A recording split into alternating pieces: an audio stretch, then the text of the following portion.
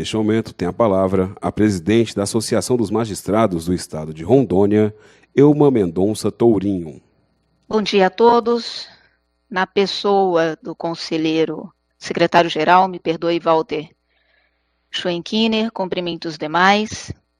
Ainda bem que temos nessa solenidade um representante da região norte, porque num país continental como o nosso, as justiças funcionam de maneira muito diversa. Nós temos aqui solenidades, por exemplo, em que viajamos de barco e para fazer as audiências temos que nos deslocar dias e horas, e isso não ocorre só na jurisdição comum, mas na jurisdição eleitoral, às vezes até chegando, como é o caso do Amazonas, por meio de helicópteros. Então, essa diversidade de atuações nos fez parar na pandemia e pensar num sentido macro, porque em 2018 a AMB já havia consultado todas as associações para que houvesse manifestação a respeito do trabalho remoto, em que há muita confusão de conceitos e de diferenças de realidades, como é o home office ou o teletrabalho. E naquela oportunidade, pensando nesse sentido macro, porque lidamos com orçamentos cada vez mais diminutos, lidamos com o negócio que atuamos, com planejamento estratégico, tínhamos que pensar num sentido em que pudéssemos ser mais produtivos com menos recursos. E nesse sentido, antes ainda da pandemia, no estudo que fiz, percebi que muitas empresas privadas brasileiras atuavam com trabalho remoto. Aqui para citar apenas algumas: Gol, HSBC, Kimberly-Clark, Volvo Trucks, Cisco Systems, Ericsson, Unilever, Kraft Foods, Ticket, Shell, Boticário, Nissan, Dupont, Dell, Merck, Natura, dentre tantas outras. Em 2018, antes da pandemia, nós já tínhamos 15 milhões de teletrabalhadores. E nós precisamos aprender muito com a gestão privada, porque, guardadas as devidas diferenças, são elas que produzem. Nas nossas avaliações, se tivéssemos a possibilidade de recusa do nosso, vamos chamar com todo respeito, do nosso produto, possivelmente essa seria a conclusão diante da estrutura sofrível que nós temos, da pouca estrutura não só logística, mas humana, e com um orçamento que deixa a desejar para o gigantismo que é a justiça brasileira, com os 80 milhões de processos que temos, com a maior demanda do mundo. Pois bem, existia de maneira ainda tímida, em 2018, já algumas experiências de teletrabalho, acredito que o ministro do TSE irá falar sobre isso, mas não só em alguns tribunais, no Ministério do Desenvolvimento Social, no INSS, em tribunais de contas, por exemplo, da União, nós já tínhamos regulamentações que funcionavam muito bem. O fenômeno crescia no mundo inteiro,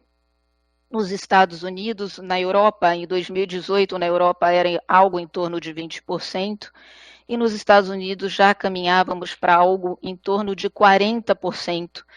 de pessoas que na atividade produtiva, de alguma forma, trabalhavam com trabalho remoto. Então, nós precisamos de soluções mais produtivas, há um certo romantismo, há, claro, uma defesa do poder enquanto poder, da presença tão necessária, porque somos poder, não podemos fechar nossa casa, mas nós precisamos nos reinventar e nós precisamos ser mais produtivos, porque de todas as avaliações que são feitas a respeito da justiça, a mais cruel é exatamente a respeito da lentidão. E na pandemia nós subimos muito em produtividade, no meu estado, algo em torno de 70%. Tendo, portanto, tecnologias de informação e comunicação, a modernização da atividade e da administração pública como um todo, aí incluída a justiça, vira um caminho sem volta. E essa redução de custos, falo muito timidamente sobre alguns itens, mas ela é bastante ampla, porque ela envolve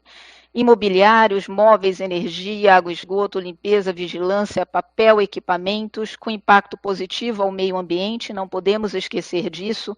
há diminuição de circulação de veículos, de engarrafamentos, de poluição atmosférica, área sonora, há melhora da mobilidade urbana, há racionalização da organização do trabalho,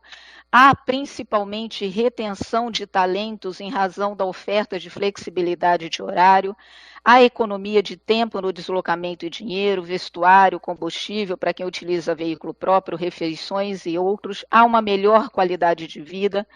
com a redução do estresse, sobretudo no trânsito, um maior convívio, tempo de convívio familiar, e, portanto, algumas críticas que possam surgir nesse contexto, como críticas, na verdade, de impacto pessoal, como isolamento, estagnação da carreira, ausência de contatos com chefias, especialmente para servidores, dentre outros, são muito mais de ordem técnica e pessoal, que demandariam uma fiscalização e controle dos sistemas, da infraestrutura e da tecnologia, mas que com governança, infraestrutura, serviços de TI, vontade e dedicação, como tem sido até agora, não seria óbice. Portanto, senhores, nós precisamos começar a pensar no sentido macro, precisamos começar a pensar nesse sentido do planejamento estratégico, que geralmente é feito para 1 ano, ou às vezes 5, mas que tem um impacto gigante na justiça brasileira. Nós sabemos que críticas virão, mas diante desse enorme trabalho feito pela magistratura brasileira, com o aumento da produtividade, especialmente voltando os olhos para os casos excepcionais, como são aqueles que mais precisam do teletrabalho, que estão em situações especiais, sobretudo os com necessidades especiais, não só juízes que possuem parentes, mas que requer um cuidado maior com os seus.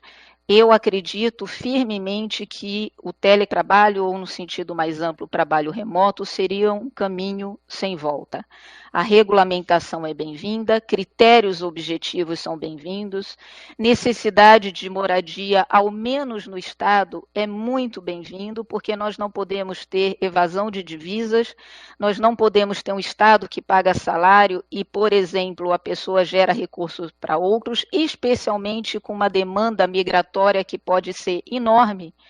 E nós sabemos que, havendo essa regulamentação no judiciário, há uma tendência que ela se estenda para outros poderes e órgãos, e nós temos que pensar nesse sentido macro, porque os grandes centros poderiam ficar ainda mais sobrecarregados com essa implantação. Mas essa regulamentação com a obrigatoriedade de residência, ao menos no Estado, ou o comparecimento presencial de tempos em tempos, 1 vez por semana, 2 vezes por semana, ou a cada 15 dias, enfim, poderia ser um óbice a essa mudança de Estado, que tem esse sentido maior, como eu disse. Eu agradeço o tempo que me foi concedido, espero que a gente possa avançar e torço para que a magistratura tenha esse reconhecimento, como foi na pandemia, um poder que não parou e que produziu ainda mais do que já produzia, que era uma enorme quantidade, maior do que outros países do mundo moderno. Muito obrigada.